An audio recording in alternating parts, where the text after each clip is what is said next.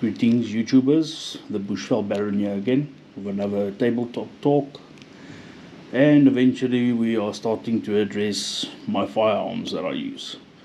So in front of us we've got a Zastava M2010, and this is in 308 Winchester. All safety checks has been done, the chamber is clear, and obviously magazine on the table is empty. Safety first. So coming back to the rifle, so I bought this rifle in February of 2023, and after all the licensing processes and timelines, I basically got it last year September, October, somewhere there, after my license card was ready in terms of the Firearms Control Act. So the rifle is pretty much stock standard, so you've got synthetic gear on it, your hand guards, it's all plastic, and then as well as your buttstock. The only thing that I did is I put camo tape onto the butt of the pad and of the stock itself, because what I found is when I aim, obviously when you're running and sweaty, your cheek grip tends to slip on the plastic, so that's why I've put the fabric camo tape on the buttstock over here to assist in that, so the gun doesn't slip off my cheek, especially when having to take snapshots. The only other modification I did, I can show you, was I've put a AR flash hider in the front, and then these little circles that you see over here is for a quick detach suppressor. So that's about the only thing that I had done to the rifle. It was timed. You'll see the squash washers over there, so the rifle, the physical brake is timed, and then like I said, the quick detach suppressor just goes on there, slips on there like that, and clicks into place. That's the main reason why I took this rifle, was because of the adjustable gas block that you have with the Zastava M2010s.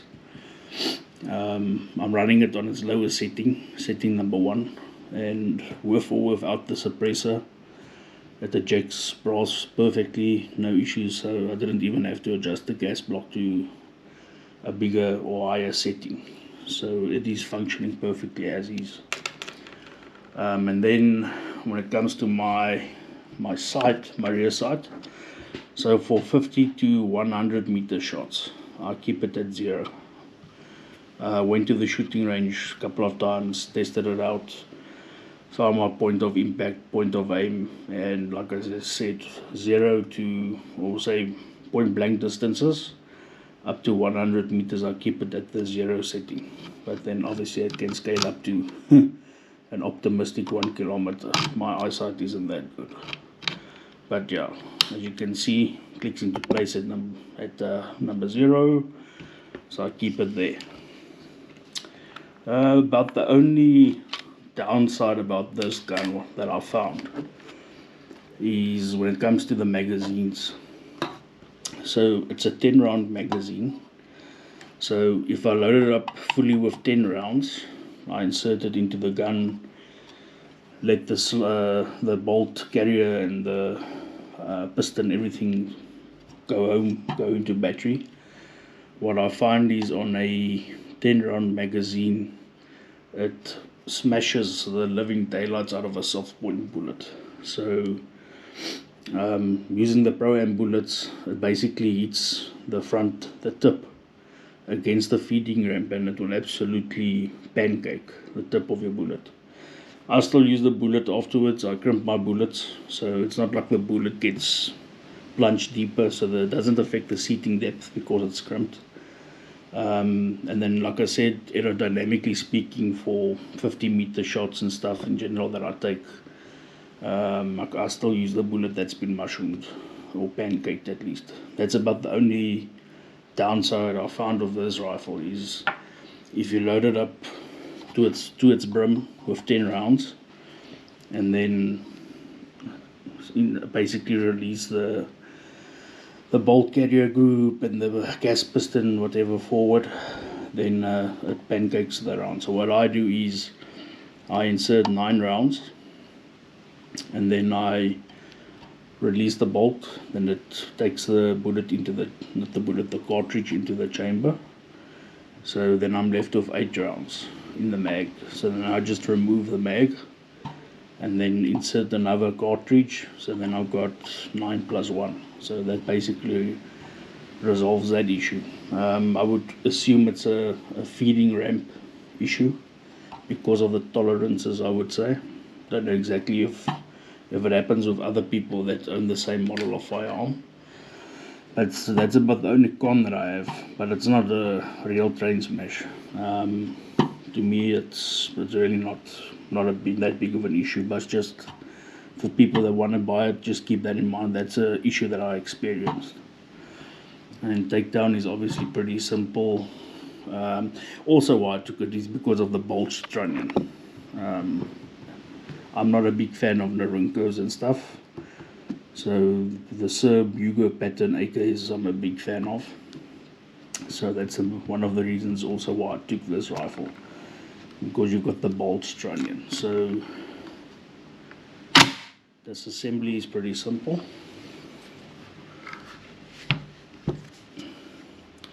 You do have a button that you need to push.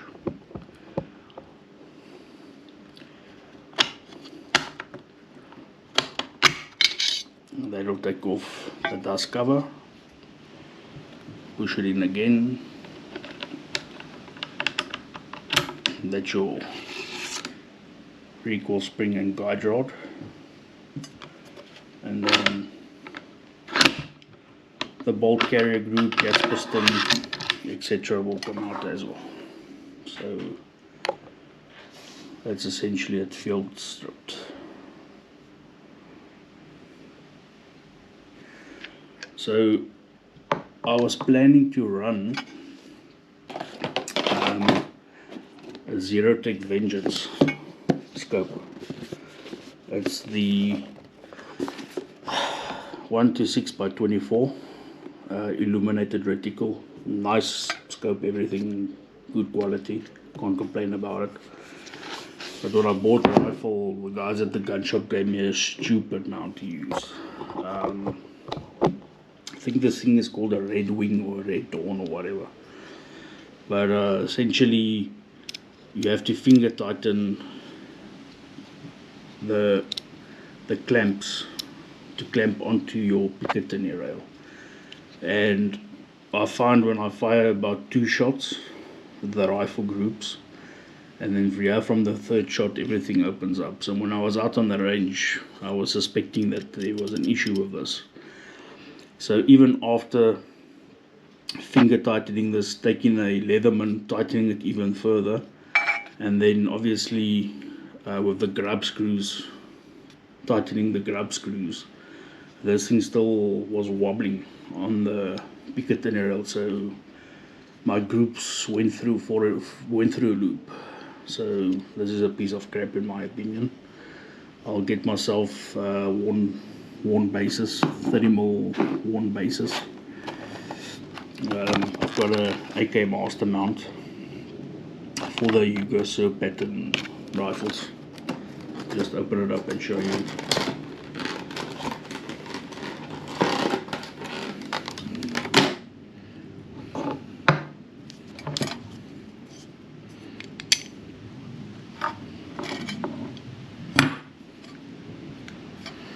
I'm just using a white towel for contrast. You can at least get a better picture of what's going on here. So here's the AK Master mount. Works perfectly though. No issues regarding this item. It's just a bloody scope mount, that's the problem. And that's it fitted. So the master mount works perfectly. So what I'm going to do is I'm just going to get myself worn rings like I said, and that will resolve the issue. Then I can mount the Zero-Tech Vengeance scope onto the rail, and then I've got that added functionality of increased distances, shooting saying out to 200 meters or 250 meters if needs be. But I like the Vengeance for its illuminated reticle, especially in darker conditions, as we tend to hunt the bush pigs in the early morning hours when it's usually still dark, as well as other vomiting that I do. So this is basically just the breakdown of the Zastava M2010. Very good AK platform. Really have no qualms or worries about it, apart from, like I say, the feeding issue on the magazine. But like I said, that's not a deal breaker. This thing goes boom every time you pull the trigger, and that's why I went with an AK platform. Maintenance is easy. What else can I say? It's just a very, very good all-round rifle. Quick follow-up shots. Especially, like I say, with Bushpig hunting, you've got your quick follow-up shots with a semi-automatic rifle. Boom, boom, boom. And then pig is dead. So that's just the overview of the rifle. If there's any comments, you can post it in the comment section, and let me know how I can improve on some videos for you guys. If you want further in-depth discussions on the firearm itself, or any other topics that I must cover, put a comment, put a like. If you want to subscribe to the channel, it would really mean a lot. So let's grow this channel so I can bring you guys more content. So this is firearm number 1. Next video will be on my little 9.3 by 64 blending key. Thanks guys, thanks for watching. All of the best. Be safe. Bye.